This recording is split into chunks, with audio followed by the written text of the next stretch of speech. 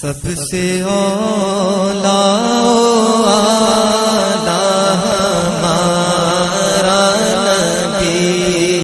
بسم اللہ الرحمن الرحیم۔ سلسلہ فہم رمضان کے ساتھ آپ کی خدمت میں حاضر ہیں۔ رمضان المبارک کا تیسرا عشرہ شروع ہو چکا ہے۔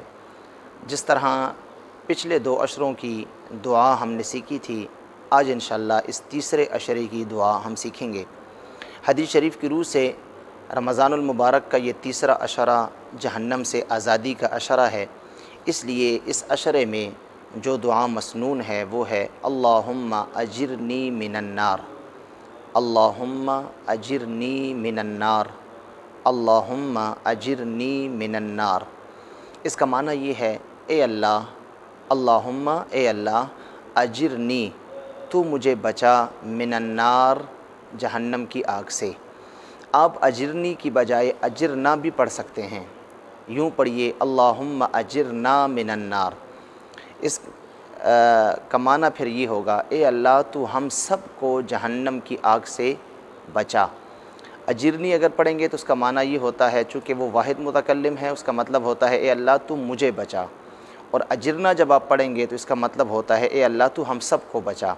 تو اجرنی بھی پڑھ سکتے ہیں اور اجرنا بھی پڑھ سکتے ہیں پوری امت کی نیت سے کہ اللہ تو حضور اکرم صلی اللہ علیہ وسلم کی پوری امت کو جہنم سے آزادی عطا فرما۔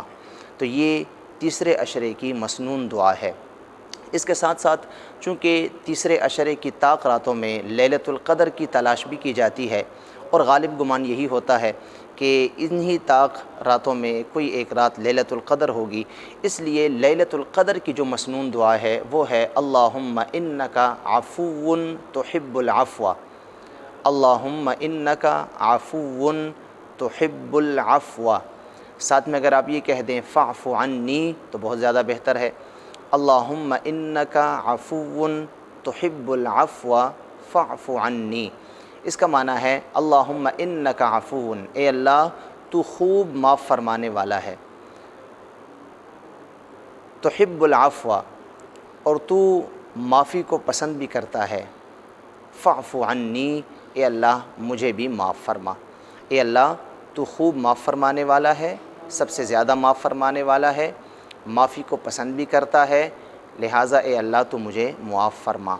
تو اس کا طریقہ کار یہ ہے کہ جو اس آخری عشرے کی طاق راتیں ہیں، ان طاق راتوں میں مغرب سے لے کر اگلی جو ہے وہ صبح طلوع ہونے تک، یعنی طلوع فجر تک اس دعا کو بھی اپنے ورد میں رکھیں۔